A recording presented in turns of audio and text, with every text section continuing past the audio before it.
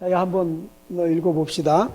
너희는 돌아보아 하나님 은혜에 이르지 못하는 자가 있는가 두려워하고 또 쓴뿌리가 나서 괴롭게 하고 많은 사람이 이로 말미암아 더러움을 입을까 두려워하라. 그랬는데 여기에 보면은 쓴뿌리가 나서 그 쓴뿌리로 인해서 자신이 괴롭게 되고 또 이 쓴뿌리로 인하여 자신을 괴롭히는 사람은요, 자신만 괴롭히는 게 아니에요. 다른 사람을 괴롭힙니다. 그리고 또 이 쓴뿌리로 인하여 사람이 더럽게 되어진다라고 말씀을 하고 있습니다. 자, 그 다음에 14절을 보여주세요. 모든 사람으로 더불어 화평함과 거룩함을 주체라. 이것이 없이는 아무도 주를 보지 못하리라. 자, 그 다음에 너희는 돌아보아 하나님의 은혜에 이르지 못하는 자가 있는가 두려워하고 또 쓴뿌리가 나서 괴롭게 하고 많은 사람이 이로 말미암아 더러움을 입을까 두려워하라 라고 했는데, 여기 보면 이 쓴뿌리가 하나님의 은혜에 이르지 못하게 하는 것이 될 수 있다. 또 자신뿐만 아니라 많은 사람을 괴롭히게 하는 것이다. 또 몸을 더럽게 한다. 그리고 사람들과 화목함과 화평함을 이루지 못하게 한다. 그런데 이 말씀이 신명기 29장 18절 이하의 말씀을 지금 인용한 건데요. 한번 봅시다. 신명기 29장 18절과 21절을 봅니다. 자, 봅시다. 시작. 너희 중에 남자나 여자나 가족이나 집하나 오늘 밤 그 마음이 우리 하나님 여호와를 떠나서 그 모든 민족의 신들에게 가서 섬길까 염려하며 독초와 쑥의 뿌리가 너희 중에 생겨서 이 저주의 말을 듣고도 심중에 스스로 이루하여 이르기를 내가 내 마음을 강팍해 하여 젖은 것과 마른 것을 멸할지라도 평안하리라 할까 염려함이라 그랬는데, 자, 여기 보면은 마음에 쓴뿌리가 생길 경우에 첫째, 양심이 마비된다. 양심이 둔감하게 된다. 그래서 하나님의 말씀을 들어도 듣지 못하고 깨닫지도 못하고, 그리고 하나님의 말씀을 무시하게 된다. 따라서 반드시 심판을 받게 될 것이다. 이렇게 말을 하고 있습니다. 자, 그러면 여기에서 말하고 있는 이 쓴뿌리가 무엇인가? 지금 시브리서에서도 쓴뿌리가 하나님의 은혜에 이르지 못하게 하고 자신과 타인도 괴롭게 하고 자기 몸을 더럽게 하고 사람과 화평함을 이루지 못하게 하고 결국 천국에 가지 못하게 하는 어떤 장애가 된다라고 하는 것을 언급을 했고, 또 신명기에서도 양심을 마비시키고 하나님의 말씀을 듣지도 못하고 들어도 깨닫지도 못하고 하나님의 말씀을 우습게 여기고 무시해버리는, 그러므로 이제 하나님의 심판을 받게 된다라고 하는 겁니다. 그러면 도대체 이 쓴뿌리가 뭔가? 제가 주석을 찾아봤어요. 이 쓴뿌리에 대해서 어떻게 이야기를 하고 있나. 그랬더니 사람이 먹으면 죽거나 고통을 당하는 독초의 뿌리다 이렇게 되어 있더라고요. 근데 지금 성경에서 독초의 뿌리를 말하는 것이 아니라 뭔가 다른 의미가 있겠죠. 예. 또 성경의 이 어떤 이 독과 쑥 이런 부분에 대한 내용이 또 나와요. 에레미야 9장하고 23장인가요? 예, 두 군데가 또 나오는데, 그래서 에레미야를 찾아봤더니 이 쑥과 독을 뭐라고 말하고 있냐면 거짓 선지자들이 전하는 거짓 복음으로 그렇게 말씀하고 있습니다.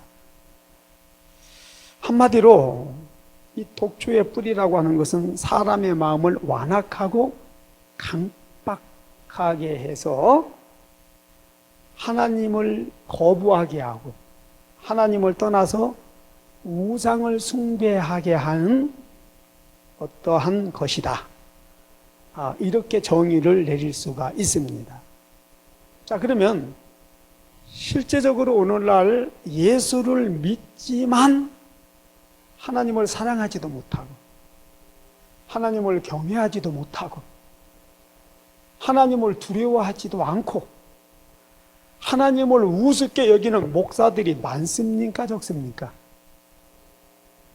그러면 저와 여러분은 어떤 것 같아요? 여러분 하나님 두려워하시나요? 솔직히 말씀해 보세요. 하나님 두려워하세요? 하나님 사랑하세요? 저는 이런 부분들을 생각할 때마다 참 마음이 많이 무겁고 괴로운 사람이에요. 다른 사람이 아닌 우리 목사들은 최소한 하나님을 두려워하는 마음이 있어야 돼요. 하나님의 말씀대로 내가 살지 못할 때 거기에 대해서 최소한 두려움을 느껴야 돼요. 이게 맞잖아요. 근데 오늘날 하나님의 말씀대로 살지 않고 하나님 말씀에 계속 불순종하며 자기 육체가 바라고 원하는 대로 살면서도 거기에 대해서 두려움을 느끼지 못한다라고 하는 거예요. 그러면 하나님을 사랑하느냐? 말은 하나님을 사랑한다고 그래요. 근데 실제적으로 하나님 사랑하는 게 뭔지를 모르고 있다라고 하는 거예요. 자, 성경이 말하는 하나님의 사랑 뭡니까? 어떤 건가요? 그리고 그 사랑한다라고 했을 때 그 강도가 어떤 겁니까? 하나님은 우리를 사랑하시되 어떻게 사랑하셨어요? 말로만 사랑한 것이 아니라 자기 자신을 십자가에 내어 죽기까지 우리를 사랑하셨다라고 하는 거예요. 그러니까 여러분, 우리가 이 땅에서 하나님의 사랑을 이해할 수 있는 매개체가 있는데 그것이 뭐냐면은 어머니가 자식을 사랑하는 그 마음. 그렇죠? 그리고 이성 간의 사랑. 과거에 다 경험해 보셨죠? 한때 콩깍지가 씌워가지고 그 사랑했던 그런 기억들이 있잖아요. 자, 사랑하게 되면은요, 아까운 것이 있어요, 없어요? 없어요. 사랑하면은요, 모든 것을 줄 수 있어요. 그렇죠? 사랑하면은요, 하루 종일 생각해도 지루하지가 않고요. 사랑하면 계속 생각이 나요. 그렇죠? 그리고 사랑하는 자의 말을 들어야 안 들어요? 듣게 돼 있어요. 그래서 예수님께서 너희가 나를 사랑하면 내 말을 지키리니 내 말을 지키는 자만이 나를 사랑하는 자다. 그랬죠? 사랑하면은요, 같이 있고 싶어 해요. 대화하고 싶어 해요. 그렇죠? 자, 그러면 우리가 하나님을 사랑한다라고 했을 때 뭘 어떻게 사랑하라는 거예요? 그렇습니다. 계명을 지키는 거예요.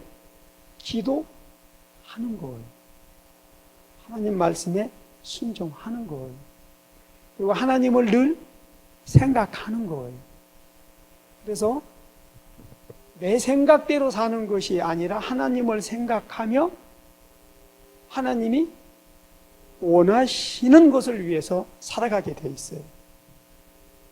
예수님께서 저한테 주인이 바뀌어야 된다 그러셨어요. 주인이 바뀌어야 된다. 내 자신이 내 주인이 아니라 진정 하나님이 너의 주인이 되어져야 된다. 성도들한테 이걸 가르쳐라 그러죠. 그래서 주님, 그러면은 성도들로 하여금 하나님이 주인이 될 수 있도록 가르쳐야 되는데 어떻게 해야 됩니까? 그리고 질문을 했을 때 하나님만이 주인이 될 수 있는 방법은 딱 하나다. 하나님을 사랑하는 것이다. 하나님을 사랑하는 자만 하나님이 참 주인이 될 수 있다. 맞아야 돼요. 그렇죠? 문제는 우리가 하나님을 사랑하지 않고 있다라고 하는 거예요. 문제는 우리가 하나님 말씀대로 살지 않으면서도 하나님을 전혀 두려워하지 않고 있다라고 하는 겁니다. 근데 이제 그 이유가 뭐냐? 우리가 사단에게 속고 있다라고 하는 것이지. 뭐에 속았느냐? 에레미야서에 보면은 하나님께서 에레미야를 통해서 에레미야여 너는 저 예루살렘 성전에 들어다니면서 예배드리는 내 종들 제사장과 선지자들과 내 백성들을 향해서 세 가지를 외쳐라. 첫째, 너희가 이 성전을 드나들면서 이건 하나님의 성전이다, 하나님의 성전이다, 하나님의 성전이다라고 말을 하는데 이곳은 하나님의 성전이 아니다라고 외쳐라. 이제 에레미야가 너희가 지금 여기 들어다니면서 하나님의 성전이라고 말하자면 이건 하나님의 성전이 아니다라고 이야기를 합니다. 자, 예루살렘이 하나님의 성전입니까? 아닙니까? 성전 맞죠? 근데 왜 하나님은 그곳이 여호와의 성전이 아니다라고 그들에게 외쳤을까요? 성경을 읽어보면 나와 있어요. 그 이유는 그들이 그곳에서 진실로 하나님을 섬긴 것이 아니라 그곳에서 우상도 같이 섬겼다라고 하는 거예요. 그리고 하나님을 섬긴다고 그곳에서 제사를 드렸는데 그거는 의식과 형식에 치우친 것이었다라고 하는 거예요. 그러니까 그들은 하나님을 사랑하지 않으면서 하나님을 두려워함도 없고 하나님을 경외함이 없이 하나님의 성전이다 하면서 거기서 제사를 드린 거예요. 그래서 하나님께서 하나님 말씀에 순종하지 않고 하나님을 사랑하지 않고 하나님 두려워하지 않으면서 하나님의 성전이다 하고 예배를 드리는데 제사를 드리는데 아니라는 거예요.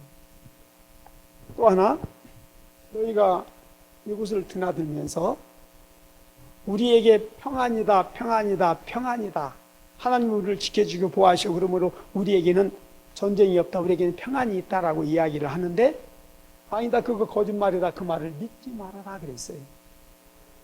근데 실제적으로 하나님은 계속적으로 이스라엘을 통해서 에레미야를 통해서 전쟁이 임할 것이라고 했고 멸망받을 것이라고 말씀하시고 그대로 이루어졌잖아요. 그런데 수많은 거짓 선자들이 아닙니다. 하나님이 지켜주실 것입니다. 하나님이 우리를 보호하십니다. 우리는 하나님의 백성입니다. 그러므로 우리에게는 평안이 있습니다라고 했단 말이에요. 그런데 하나님 말씀대로 그들에게 평안은 없었어요.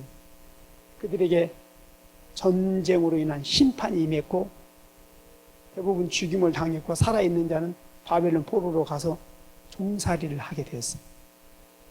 또 하나 저들이 지금 저 성전을 통해서 제사를 드리면서 우리는 구원받았다 우리는 구원받았다 우리는 구원받았다라고 말하는데 아니다 저들에게는 구원이 없다라고 외쳐라 그랬어요. 한번 생각해 보십시오. 우리는 하나님의 백성이다. 이것은 하나님의 성전이다. 우리에게 하나님의 평강이 있다. 우리에게 하나님의 구원이 있다. 맞아요, 틀려요? 맞아요. 그렇게 믿고 성전을 드나들면서 하나님을 찬양하고 제사하고 예배하는 그들을 향해서 하나님은 아니다. 그거 전부 새빨간 거짓말이에요. 왜 그랬을까요? 그들은요, 하나님 사랑하는 마음이 없었어요. 그들은요, 하나님 두려워하지도 않았어요. 그들은요, 하나님 말씀대로 살지 않았어요.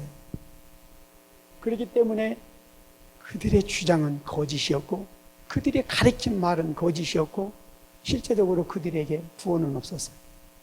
평안이 없었어요. 예루살렘 성전은 불에 탔고 무너져 버렸어요. 자, 오늘 지금 이 시대의 문제가 뭐냐면은 하나님 말씀대로 살지 않아요. 하나님 사랑함이 없어요. 하나님 두려움이 없어요. 하나님을 너무 우습게 여겨요. 그리고 실제적으로 내 삶의 주인이 하나님이 아니에요. 내 육체가 바라고 원하는 대로 모든 것이 내가 주체가 되고 내가 주인이 되고 나 하고 싶은 대로 살아요. 그러면서 목사로서의 기본적인 의무도 우리는 다 저버렸어요. 예배하는 부분에 있어서도 의무를 저버렸어요. 기본이 무너져 버렸어요. 삶에도 그래요. 모든 부분에 있어서 우리는 목사라는 타이틀을 가지고 전혀 목사가 아닌 삶을 살아가고 있단 말이에요. 그럼 여러분, 그거 죄가 됩니까? 안 됩니까? 그거 죄가 됩니까? 안 됩니까? 죄가 안 되나요? 여러분, 목사가 목사답게 살지 않으면 죄가 됩니까? 안 됩니까? 그럼 목사가 목사답게 살지 못하고 사명감하지 못하면 죄가 됩니까? 안 됩니까? 죄가 되죠. 그러면 그 죄 가지고, 그 죄를 씻지 못하고 용서받지 못하고 그 죄 가지고 있으면 천국 가요, 못 가요? 너무 많은 사람들이 사명을 저버렸어요. 하나님을 예배하는 기분이 무너져 버렸어요. 하나님과의 관계가 깨져버렸어요. 그럼에도 불구하고 자기가 목사이기 때문에 자신은 100% 천국 간다고 확신하고 있어요. 목사로서 기분이 무너지면 안 돼요. 마태복음 25장에 보면 한 달란트 받은 자, 그는 하나님에 대한 믿음이 있었어요, 없었어요? 믿음이 있었어요. 그는요, 한 달란트 받은 거 잊어버렸어요? 그대로 소유하고 있었어요? 소유하고 있었어요. 허비하지 않았어요. 그거 가지고 술 마시지 않았고, 그거 가지고 방탕하다가 허비하지 않았어요. 그런데 한 달란트 가지고 그대로 주님 앞에 나갔을 때 예수님 뭐라고 그러셨어요? 이 게으르고 악한 종아. 그리고 그걸 어디로 보냅니까? 지옥으로 던져버리잖아요. 뭐가 문제였나요? 뭐가 문제였죠? 남기지 않았다는 거. 근데 남기지 않은 것이, 남기려고 뭔가 열심히 노력하고 막 수고했는데 그러다가 못 남긴 것이 아니라 아예 한 달란트 줄 때는 뭐 하라고 준 거예요? 장사해서 남기라고. 그 기본을 무시해버렸다는 거예요. 우리가 목사로서 최선을 다했는데도 안 돼, 그럴 수 있어요. 그러나 일단 목사로서 우리가 부르짖어 기도해야 되는 것, 이거는 우리의 의무잖아요. 다른 거 못해도 이것만은 우리가 할 수 있는 거잖아요. 근데 그 할 수 있는 것마저 우리는 저버렸어요. 왜? 다른 것 때문에. 내 육신을 너무 사랑하기 때문에. 그러니까 제가 이렇게 보면은 기도하다가 조금 피곤하고 힘들고 지치면 우리는 피곤하다 하고 그러니까 둬서 자버리죠. 왜 그래요? 육신이, 내 육신의 자아가, 이 내 몸이 주인이 되고 우상이 되어 있기 때문에 그러는 거예요. 제가 언젠가 한번 말씀드렸죠. 작두 타던 강신무 데려다가 기도할 때 한 주간이가 지나고 내가 몸살이 나버렸어요. 사단의 공격을 받은 거죠. 그 두루 있을 때 나는 못한다, 당신들끼리 해라고 했을 때 우리 집사람이 와서 두 번, 세 번 이불을 걷어내면서 죽더라도 기도하다 죽어야 된다라고 했을 때 어쩔 수 없이 나와서 했지만 기도하다가 결국 내 몸살도 그 순간 떨어뜨려버리고 결국 강신무 그 귀신 쫓아내서 회복한 다음에 돌아가게 했단 말이에요.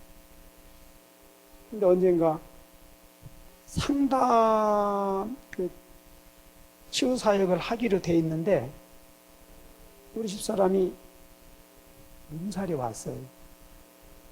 계속 기도하고 사역하고 막 이렇게 하다 보니까 몸살이 왔어요. 그래서 목사님, 오늘은 너무 힘들어서 안 했으면 좋겠다. 그리고 저기 앉아있더라고요. 네, 경험이 있잖아요. 아무리 힘들고 어려워도 약속을 했고 기도를 받기 위해서 기다리고 있기 때문에 해야 되잖아요. 물론 인간적으로 보면은 그래, 오늘은 좀 쉬자. 서로 힘든데 좀 쉬자. 그럴 수 있잖아요. 아니다. 넌 나와라. 힘들더라도 해야 된다.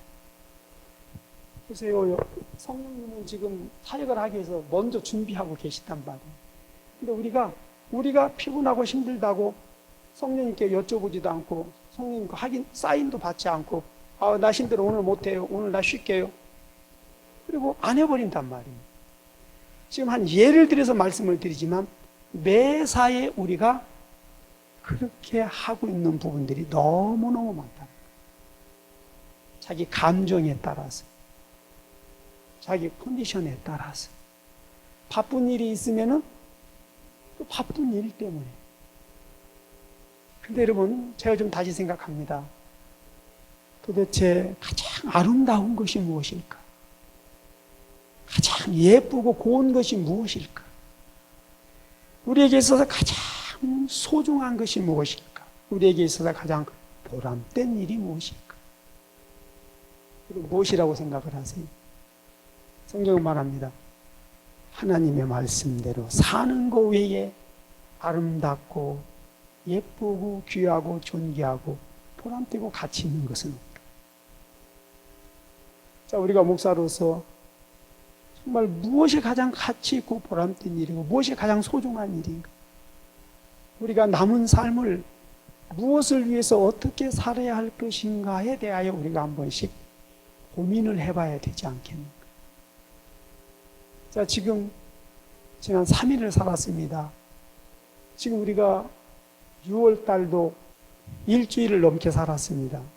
그럼 여러분, 그 시간 속에서 과연 내 삶의 주인은 누구였습니까?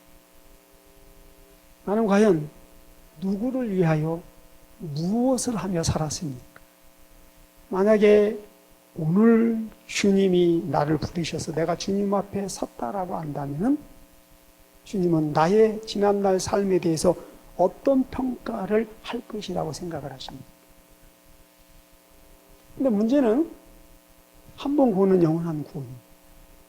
내가 예수를 믿기 때문에 나는 오늘 죽어도 천국 간다라고 하는 아주 그냥 확실한 믿음이 있다는 거예요. 여러분, 그 말씀이 맞아요. 한 번 구원은 영원한 구원이 맞아요. 내가 예수를 믿기 때문에 구원을 받은 건 맞아요. 그런데 그 구원, 그 믿음에는 반드시 하나님을 사랑해야 된다고 하는 전제가 따릅니다.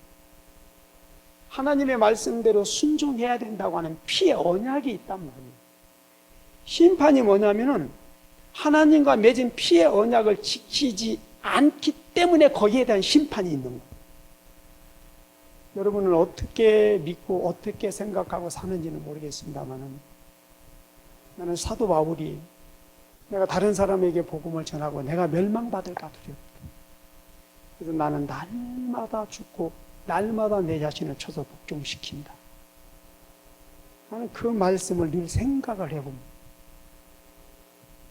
그리고 우리가 천국에 간다 할지라도 내가 천국에 못 갈 수도 있고 내가 좀 더 정신을 차리고 내가 좀 더 하나님을 기쁘시게 하는 신앙생활을 해야 돼 라고 하며 자기 자신을 채찍질할 수 있는, 그래서 하나님 말씀대로 살지 못하는 어떤 부분들에 대해서 죄송한 마음을 갖고 두려운 마음을 갖고, 그래서 그런 부분에 대해서 우리가 좀 염려하고 깊이 생각할 수 있는 이 부분이 반드시 필요하다라고 하는 겁니다. 지금 뭔가 조금 빗나간 것 같지요? 근데 제가 늘 느끼는 게 뭐냐면은 내가 뭔가를 준비해서 언구에 매이면은요, 그냥 내가 준비한 대로 나가는데 그렇지 않으면은 이렇게 성령께서 그때그때 어떤 필요한 부분들을 말씀하게 하시고 그것이 우리에게 큰 교훈이 되어지는 것을 보게 됩니다. 다는 아니더라도 오늘 이 말씀을 들어야 되는, 그리고 어쩌면 이것이 마지막 경고로서 하나님이 우리에게 주시는 그런 메시지일 수 있다. 오늘 이 자리에 그렇게 이 말씀을 받아야 될 사람이 있을 수 있다. 그래서 성령께서 이렇게 하셨다라고 그렇게 믿고 받아들이신다면 우리에게 큰 은혜가 될 줄로 믿습니다. 오늘날 우리에게서 쓴 뿌리라고 하는 것은 하나님을 거역하고 하나님을 거부하고 불순종하게 하는 어떤 그런 장애들이다. 이렇게 말씀드릴 수가 있습니다. 그러면 이 쓴뿌리라고 하는 우리 안에 이 영적 장애들은 무엇이냐? 우리 마음에 분노, 원한, 용서하지 못하는 마음, 욕심, 공포감, 두려움, 거부감, 상실감, 좌절감, 낙심감, 미움, 질투, 이기심, 이런 많은 요소들. 자, 이것이 우리의 영혼 몸을 병들게 하고 우리의 삶을 불행하게 하는 쓴뿌리다, 독초다, 쑥이다, 그렇게 말씀드릴 수가 있습니다. 그러면 이러한 우리 마음의 이 쓴뿌리, 이게 언제 생겨지는가, 언제 형성되는 것인가? 대체적으로 초등학교 미만에 이게 형성이 되어 생겨지는데요.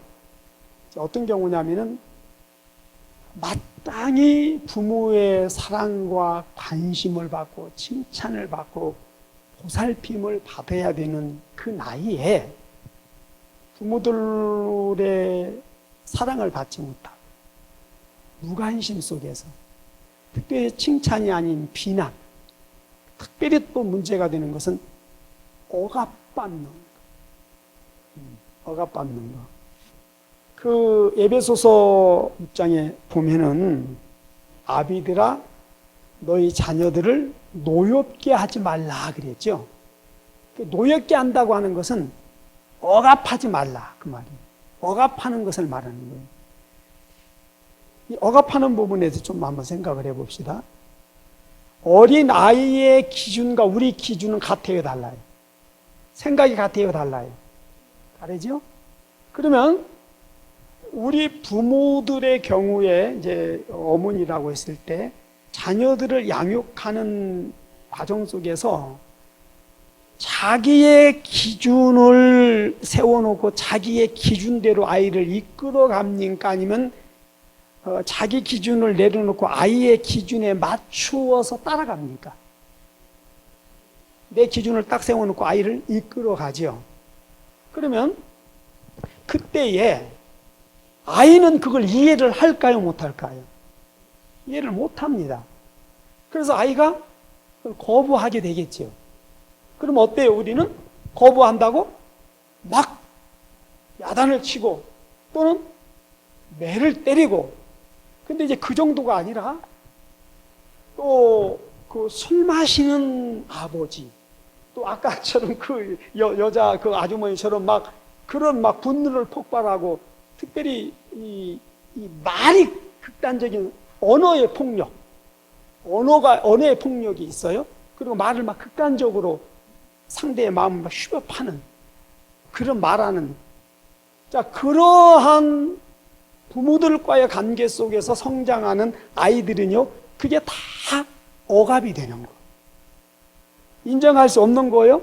하기 싫어요. 그런데 어때요? 안 하면은 매를 막 혼나니까 어쩔 수 없이 따라가는데, 그러나 그 마음속에 그러면서 거부감이 생기는 거예요.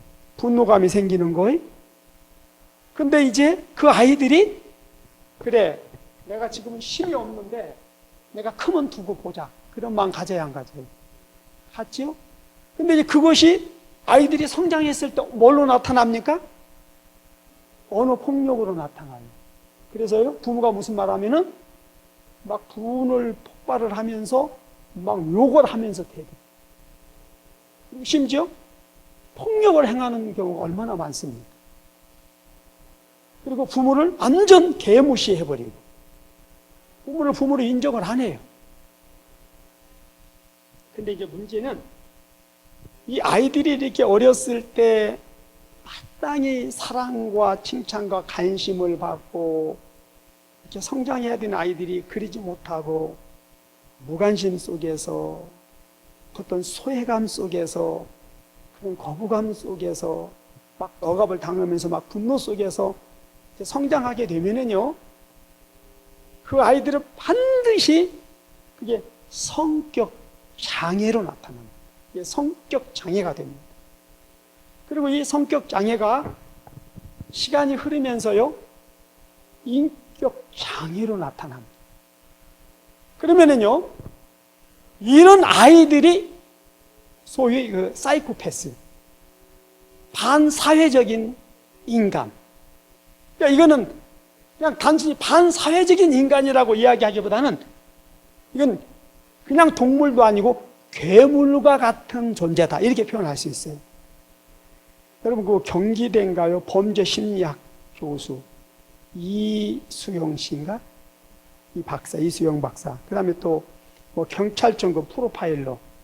그 다음에 또 뭐 검찰청이라든지 법원에 그런 이제 뭐 살인을 범했다든지 극악무도한 죄를 범해서 그들을 이렇게 이제 연구하고 그들을 관리하고 그런 일을 하는 그 전문가들이 있어요.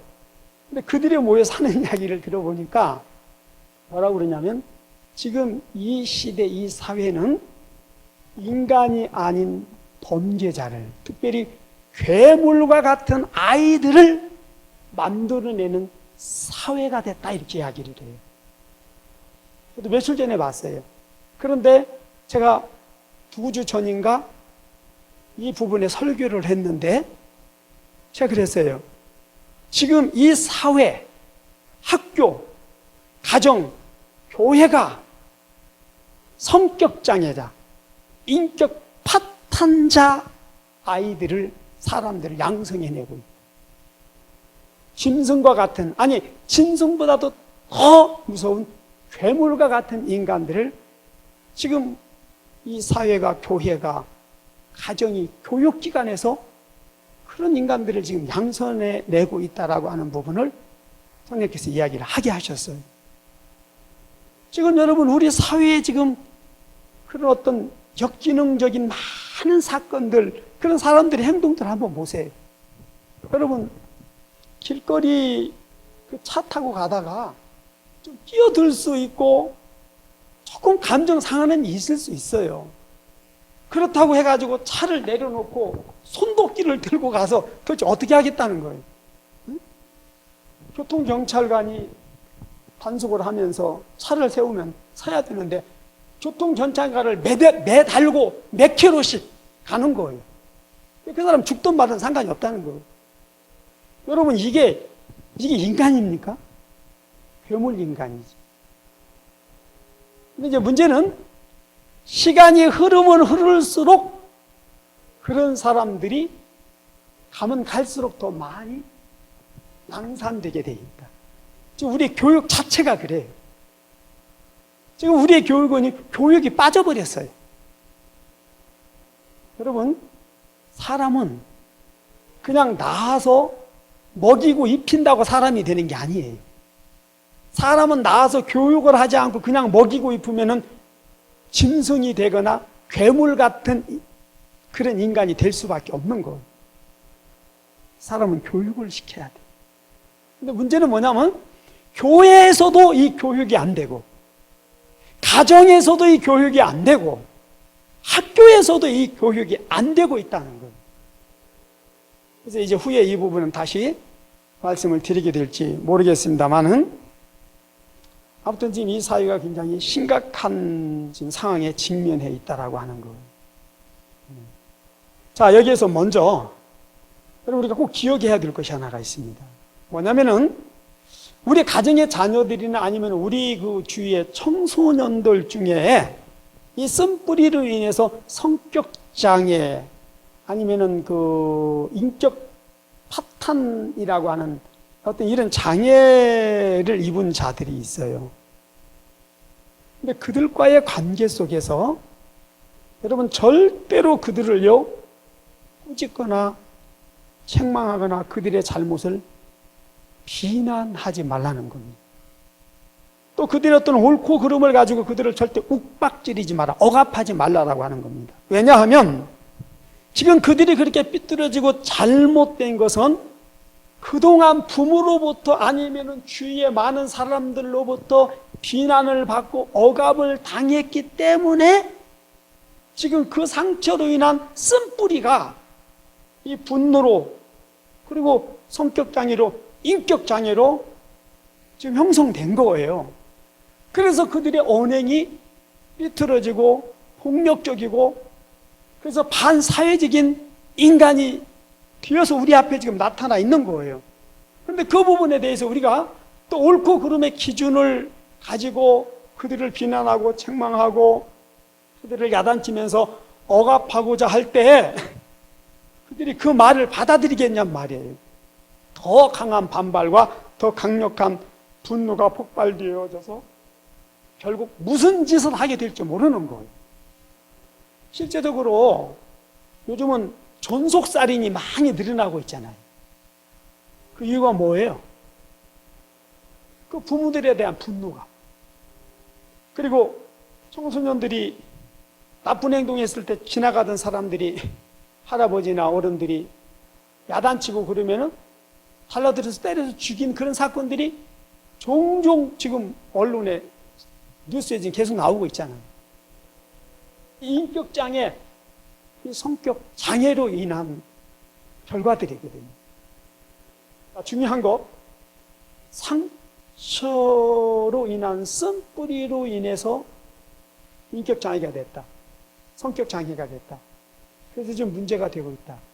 이거는요, 절대로 야단쳐서 해결할 수 있는 문제가 아니라는 거예요. 이거요, 잘못을 지적하고 옳고 그름을 따져서 이거 해결할 수 있는 방법이 아니라고 하는 겁니다. 이런 경우에는요, 그냥 내버려 둬야 돼. 그냥 그대로를 받아줘야 돼. 이게 우리 자녀라고 했을 때 이거 그냥 내버려 둘 수는 없잖아요. 자, 이거 어떻게 해야 됩니까? 네? 어떻게 해야 될까요? 우리가 뿌린 씨앗이에요. 그렇죠? 우리가 마음으로 일단 품고 그 고통 내가 당해야 돼요. 어쩔 수 없어요. 오래 참고 기다려주면서 그들을 위해서 계속 하나님께 기도하는 거예요. 그리고 또 무엇보다도 중요한 건 내가 바뀌는 거예요. 그 모습이 곧 누구의 모습이다? 내 모습이다. 틀림없어요. 어떤 때는요, 정말 속상한 경우가 있어요. 근데 하나님께서 너 그 모습이, 너 성도들의 그 모습이, 네 아들의 그 모습이 너 네 모습이라면 너 어떡할래? 하나님 이제 제발 그런 말씀 좀 그만 좀 하시죠. 언제부터 하신 말씀입니까 그게? 막 화가 날 때가 있어요.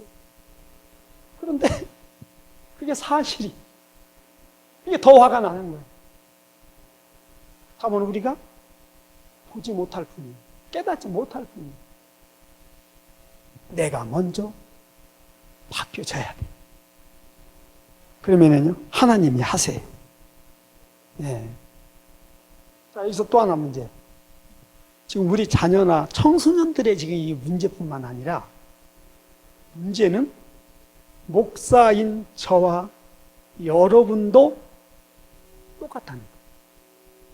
지금 문제는 저와 여러분 안에 그 상처로 인한 쓴뿌리가 생겼고, 그로 인한 이게 지금 성격장애와 인격장애가 있고, 또 그런 거는 아니라 할지라도 우리 마음의 상처로 인한 그 쓴뿌리가 장애가 되어서 지금 계속적으로 우리의 삶에 영향을 주고 있다라고 하는 거예요.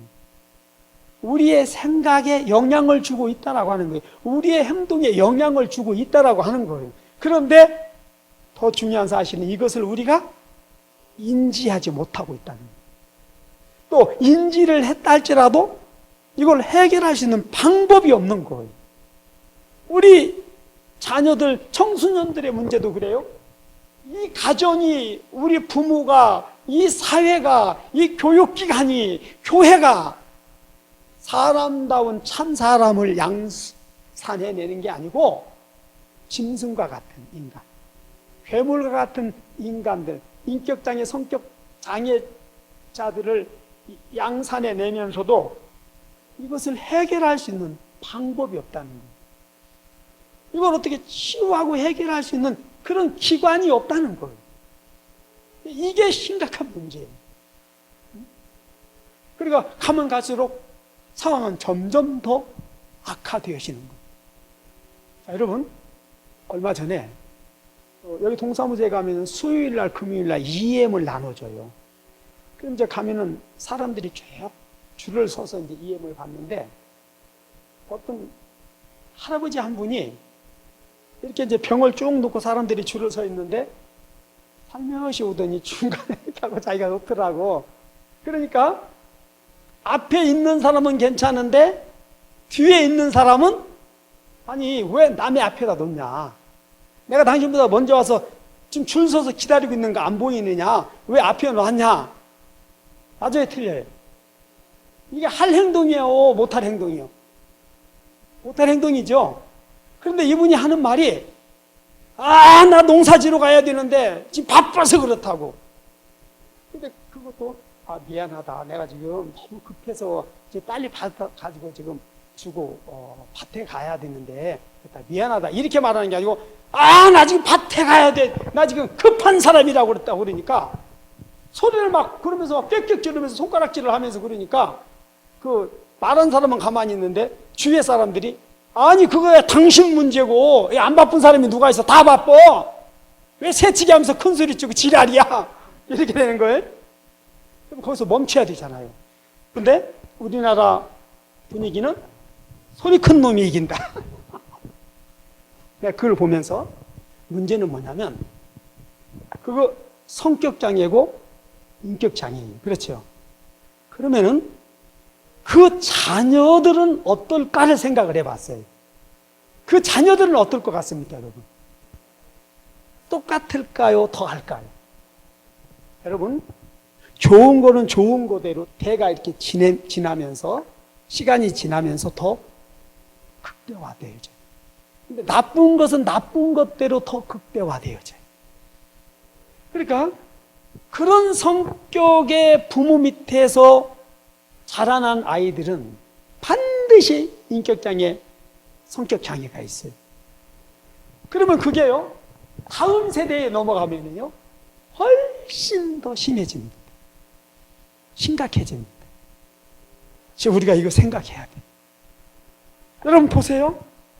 우리 전 세대, 그래서 사람 사는 모습이 있었고 사람 사는 냄새가 있었어요. 근데 지금 우리 세대 어떤가요? 우리 다음 세대, 지금 청소년들 보세요. 어떤가요? 제가 우리 청년들을 보면서 가르치고 막 책망하고 이렇게 영적으로 짚어줘도 저러는데, 다른 애들은 어떨까? 그래서 이제 이번에 이렇게 내적 지구를 쭉 하면서, 야, 이게 정말 보통 심각한 일이 아니구나.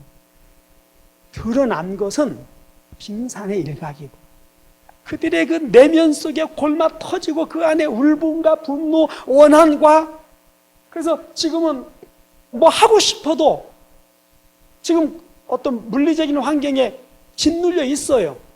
그런데 이제 그것이 조금 더 힘이 생기고 그것이 이제 폭발하게 되면은 뭘로 나타날지를 모르는 거예요.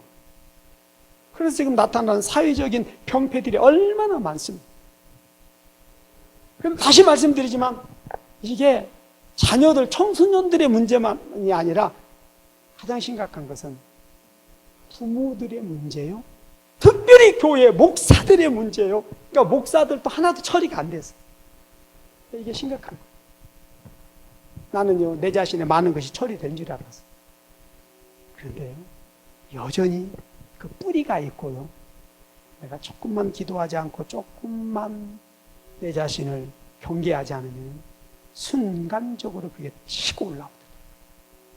하나님은 이런 것을 인식하지 못하고 있을 때 어떤 현상들이 나타나기 얼마나 안타까운지 모르겠습니다.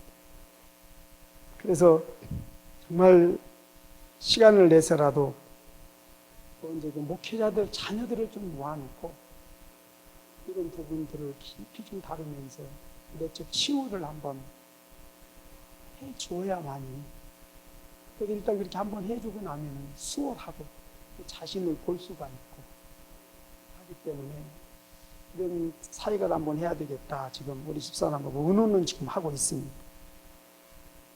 자, 그 다음에 그렇다면 도대체 이제 이런 문제들을 어떻게 해결할 수 있는가? 그 방법 몇 가지 말씀을 드릴게요. 첫째는 우선 내 안에 상처로 인한 쓴뿌리가 있다는 것을 인정을 하라는 거예요. 여기서부터 이제 이 치유 사역에 들어갑니다. 이게 인정하지 않으면 아무것도 안 돼요. 이거를 일단 인정하자는 거예요.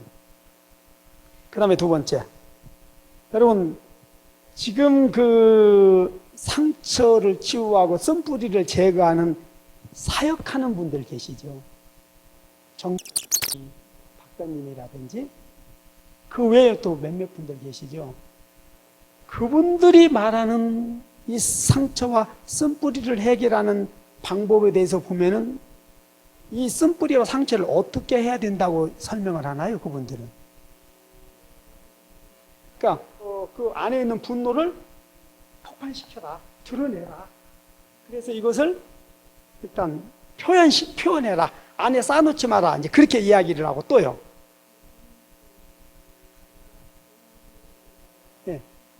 예. 아, 그렇군요. 예. 그래요. 그건 좋은 방법이네요.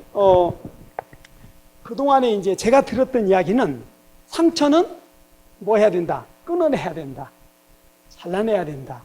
또 기억을 뭐 지워야 된다. 또 안에 있는 그 어떤 원한의 마음을 쏟아내야 된다. 그런 이야기들을 제가 많이 들었어요.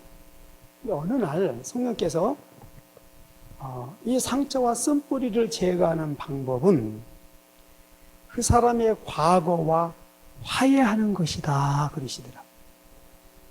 그래서 제 자신을 뒤돌아보고 우리 사역을 뒤돌아봤어요. 근데 우리 사역이 어떤 사역이냐면은 자신을 들여다보고 하나님과의 관계, 사람과의 관계, 이 관계를 화해하고 회복시키는 사역이거든요.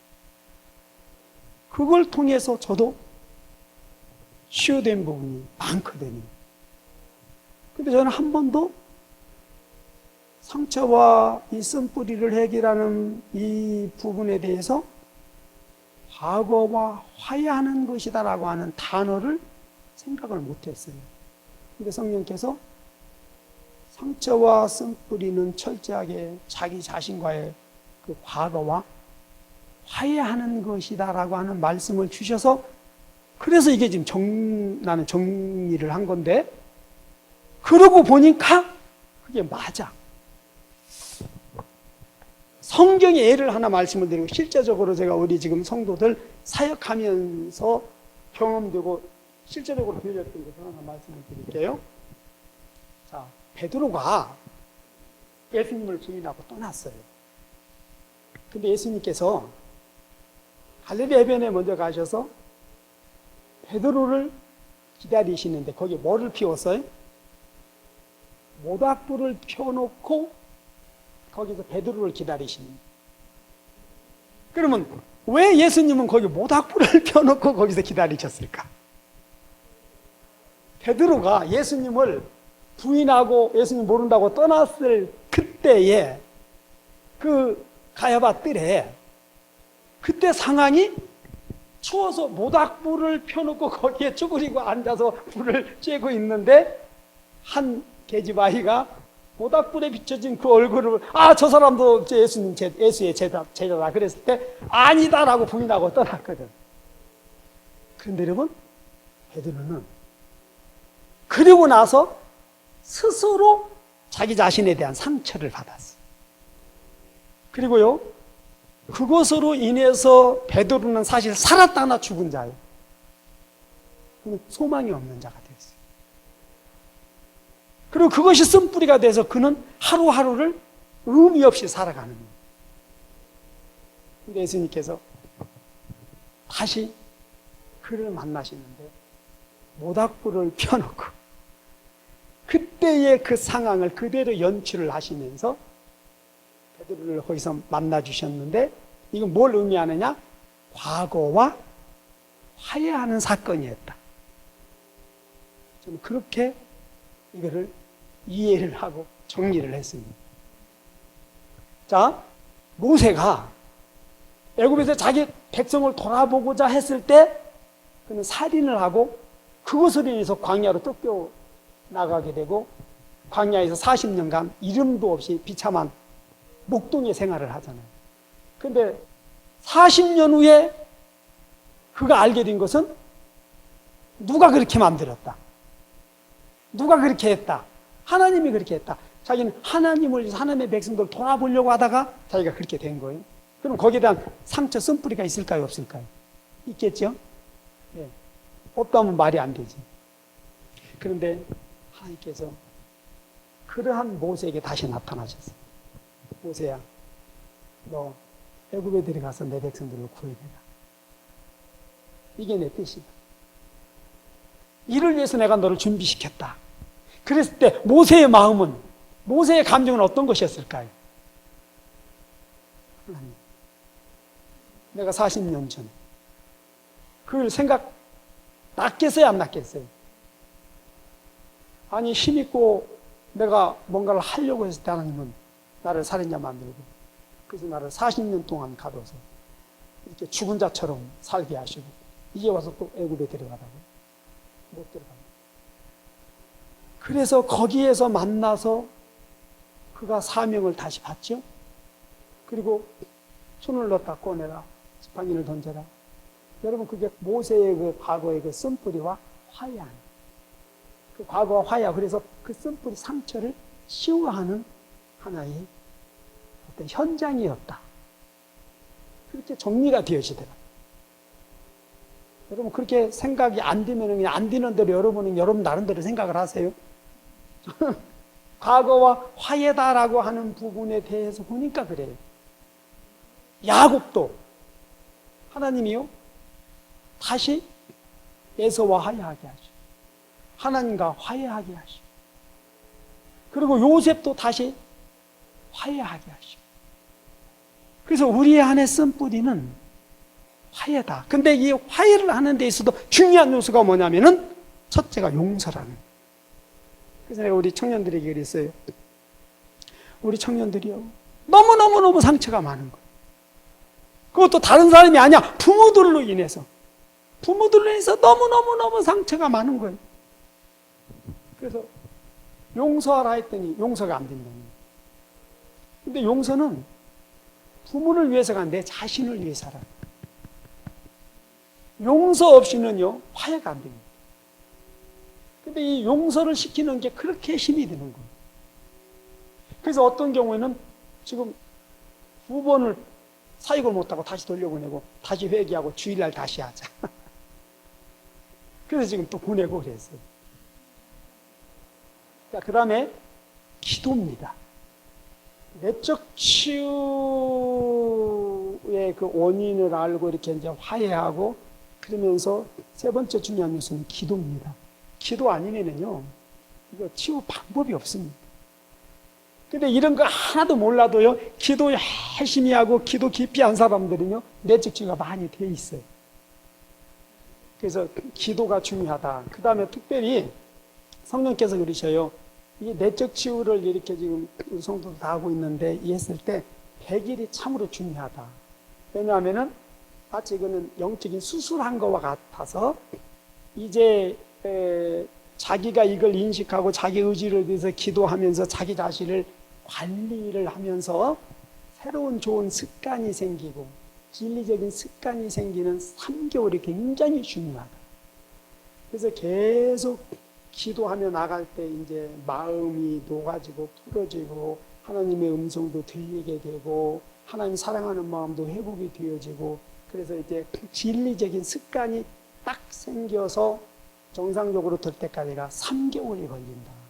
3개월을 열심히 기도하고 3개월을 이제 자기 관리를 잘 해야 된다라고 하는 것을 계속 당부를 해 주시더라고요. 자, 그 다음에 이제 2가지만 더 말씀을 드리고 마치겠는데요. 문제는 뭐냐면은 2가지예요. 하나는 어린 자녀들을 키우고 있는 부모들의 입장. 여러분이 교회에도 어린 자녀들을 낳아서 지금 키우고 있는 부모들 있잖아요. 이 학부모들, 어린 자녀를 키우는 학부모들에게 이제 드리고 싶은 말씀은, 아무튼 자녀들의 마음에 상처가 생기지 않도록 해야 돼요. 근데 상처가 생기지 않을 수는 없어요. 그러니까 상처가 생겼을 때 빨리 그게 쓴뿌리로 굳어지지 못하도록 치유해 줘라. 그래서 어린 자녀들이 상처받지 않게 하기 위해서는 첫째는 관심, 사랑과 칭찬, 이 부분이 필요해요. 그런데 또 내가 이걸 이야기를 했더니 우리 젊은 집사 하나는 지금 이제 다른 데로 갔는데 아이를 그냥 너무 풀어놔가지고 버르장머리가 하나도 없고 아주 그냥 개망나니처럼 그렇게 그냥 방목해서 키우는 거야. 이러면은요, 호로 자식 됩니다. 이러면은요, 얘 망칩니다. 그러니까 풀어놔가지고 인격장애, 성격장애가 생기는 것이나 억압해서 생기는 것이나 별로 차이가 없다. 보세요. 한 얘는 너무 억압하고 막 언어폭력하고 그래서 아이들을 인격장애, 성격장애를 만들고 한 부분은 윤리도덕이 없어. 그냥 먹이고 좋은 거 원하는 거 다 사주고 마음대로 하게 내버려둬요. 그래가지고 이게 성격장애를 만들고 인격장애를 만드는 결과는 똑같은 거예요. 우리는 반드시 먼저는 하나님의 사랑 안에서 하나님의 말씀으로 교훈을 해라. 그래서 아이들이 성경 뭐라고 하니까 부모들 너희 자녀를 하나님의 말씀과 훈계로 교육하라 그랬잖아요. 그게 되어져야 된다라고 하는 겁니다. 그래서 아이들에게 쓴뿌리가 생기지 않도록 해야 된다. 자, 그러면 지금 이제 저와 여러분들은 이미 자녀들이라고 성장해 버렸어요. 그랬죠? 그런데 그 자녀들이 우리의 잘못으로 인하여 이미 쓴뿌리가 생겨버렸단 말이에요. 이 부분은 어떻게 할 거예요? 어떤 식으로든 이 부분을 해결을 해줘야 돼요. 그들은 할 수 없어. 누가 해야 돼? 내가 해야 돼. 어떻게 해야 돼? 우선 그래요. 사랑으로 품어주고 힘들고 그랬지만 그들을 받아주면서 기도하세요. 나의 변화된 모습을 보여주세요. 그리고 기회가 되면은 어떻게든지 실제적으로 내적 치유를 한 번씩 해줘야 됩니다. 그렇게 되어지면은 도움이 많이 되지. 여러분 좀 도움이 될까 해서 하나 더 말씀드릴게요. 우리 성도들이나 특별히 청년들, 이게 내 생각 같지만 내 생각이 있고 사단의 생각이 있고 하나님의 생각이 정확하게 우리 안에 세 개가 항상 공존합니다. 이걸 분별하는 방법을 가르쳐 줘야 됩니다. 우리 청년 하나, 이 아이가 깊이 못 들어가는 거예요. 기도도 그렇고 믿음도 그렇고 찬양도 그렇고, 그리고 이 아이가 늘 떠나고 싶다. 부모도 떠나고 싶고 집도 떠나고 싶고 하나님도 좀 떠나고, 그래서 뭔가 내 자신을 좀 뒤돌아보고 뭔가 새로운 나만의 삶을 살고 싶다. 늘 이런 생각을 가지고 있어요. 근데 그걸 표현을 안 했지만 그 생각이 있는데, 그러다 보니까 그 장애가 뭘로 나타나냐면은 삶이 기쁘지도 않고 소망도 없고 어떤 것도 뭐 적극적으로 하는 것도 없고 이것도 아니고 저것도 아니고 그냥 이렇게 왔다 갔다 하면 시간만 보내는 그런 모습이었어요. 근데 이제 내측치유에 들어가서 이렇게 상담을 하는데 순간적으로 성령께서 그 안에 뭔가가 있는 것을 딱 보여주시는데, 딱 보니까 왜 그 박수무당이지, 그 남자 그 박수무당 장군의 형상을 하고 딱 들어가 앉아 있는 거예요. 무당의 영이 들어가 있는 거예요. 근데 이 무당이 뭐라고 그러냐면은, 내가 38년 동안 들어와서 잘 살았는데 니네들이 뭔데 나보고 나가라 뭐냐 그러냐고 하면서 막 대적을 하는 거예요. 그래서 이제 예수 이름으로 제압을 하고 조금 더 깊이 들어갔는데, 이 내면에 이걸 떠나고자 하는, 근데 보니까 목에 동화증, 딱 동아줄이 묶여 있는데 사단이 이걸 끌고 다니는 거예요. 그러니까 이 아이가 자기 의지가 아닌 늘 뭔가 허상을 바라보고 허상을 쫓고 실제적으로 과거에도 문제가 있었고 지금 예수를 믿지만 깊이 못 들어가는 거예요. 그런데 우리 집사람이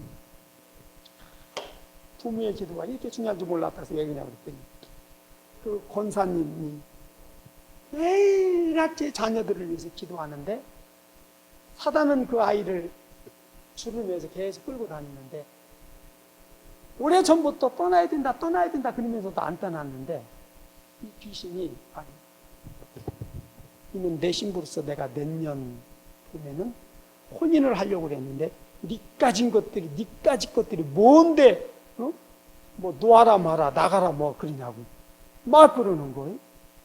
그러니까 그래서 너 혹시 하나님을 떠나고 집을 떠나고자 하는 그런 마음이 있느냐고 그랬더니 그 마음을 가지고 있었다는 거예요. 그러니까 만약에 이번에 이 치유를 통해서 그걸 발견하지 못했다면 걔는 분명히 내년 봄에 나가서 무당이 될 수밖에 없어요. 그런데 그러니까 그 아버지가 어렸을 때 하도 병치를 하니까 무당한테 팔아버린 거예요. 그래가지고 아무도 몰랐는데 이게 가만히 그 딸에게 들어와서 그동안에 자기 자리를 잡고 이제 내년에는 그 아이를 이제 무당을 만드는데 그렇게 되면 그는 강신무가 돼요. 작두, 그런 애들만 작두를 탈 수가 있는 거예요. 네. 그리고 또 그런 아이들의 특징이 뭐냐면 결혼이 안 돼요. 결혼을 못 해요. 이 귀신이, 무당 귀신이 들어왔으면 절대 결혼을 안 시킵니다. 그런데 그 부모가 권사님이 저녁마다 나와서 몇 시간씩 기도하고 그러는데 보니까 이 권사님이 그 아이를 다 붙잡고 뭘로 붙잡았어요? 기도로 붙잡고 그리고 때가 되니 하나님께서 드러내셔서 이번에 그 부분을 해결을 하는데 전에 같으면 우리가 그거 붙잡고요 뿌리를 뽑습니다. 몇 시간이고 며칠이라도. 근데 이번엔 성령님께서 그렇게 하지 말고 진리적으로 해라. 이걸 일단 알려주고 본인 스스로가 기도로 준비를 해서 본인이 거부하도록 해라. 그래야만이 한 명이 나가서 7명을 데리고 들어오지 않는다. 그래서 방법도 3번에 걸쳐서 사역을 진행을 해라 그러시더라고요. 그래서 지금 2번 진행했고 이제 이번 주일날 마지막 진행을 지금 할 겁니다. 그러니까 이게 여러분 제가 늘 말씀드리지만 목사가 강단에서 주일날 성도들 앉혀놓고 요즘 20, 30분 설교해요. 20, 30분 설교했다고 해가지고서 그게 여러분 생명의 양식이 될 수 없고 그렇다고 해서 그들이 믿음이 자랄 수가 없는 거예요. 말이 안 되는 짓들을 지금 교회에서 하고 있는 거예요. 그러니까 이 영적 장애가 하나님을 다 거부해버리고 앉아가지고서 엉뚱한 생각하고 있고 하나님 말씀과 전혀 상관없는 예배당 주일날 1시간 와가지고 설교 한 20분 듣고 밥 먹고 가는데 밥은 실컷 먹고 가는데 한 주간 내내 하나님 말씀과 아무런 상관없이 사는데 그것이 한 주만 그런 것이 아니라 1년 52주가 그렇게 되고 그게 10년, 20년이 그런 신앙생활을 하고 있다라고 하는 거예요. 여러분, 제가 두려운 게 뭐냐면은 우리 목사는 영혼을 양육하는 사람들인데 우리 목사가 지금 우리 자녀들이나 성도들을 어떻게 지금 양육하고 있느냐는 거예요. 예수님께서 서기관과 바리새인들을 향해서 이 독사의 새끼들아 너희가 내 백성 하나하나 전도해서 만나면 배나 기육 자식 만드는 도다 그랬잖아요. 지금 어떤 그 모습이 우리의 모습이지 않는가. 그렇다고 할 때 이 부분에 대해서 우리가 어떻게 된지 하나님은 우리에게 책임을 물으실 거란 말이에요. 응? 자, 나는 그런 은사가 없다. 그런 은사가 없으면은, 그러면은 최소한 하나님 그 은사 나도 주시고, 하나님 내가 그렇게는 못한다 할지라도 우리 자녀를 위해서, 우리 성도들을 위해서 기도하겠습니다. 하나님 도와주세요. 부르짖어 기도할 수는 있어야 되지 않겠냐. 그것도 안 되면은, 그러면 여러분 데리고 오세요. 아무리 힘들더라도 데리고 오면은 조금이라도 도움이 될 수 있도록 도와드리지 않겠냔 말이에요. 그런데 이것도 아니고 저것도 아니고 알지도 못하고 들어도 관심이 없어. 듣는 것뿐이야. 그러니 도대체 이 일을 어떻게 하냔 말이에요. 여기에 대한 책임은 전적으로 저와 여러분이 짓게 될 것입니다. 마무리 기도하고 마치겠습니다. 주님.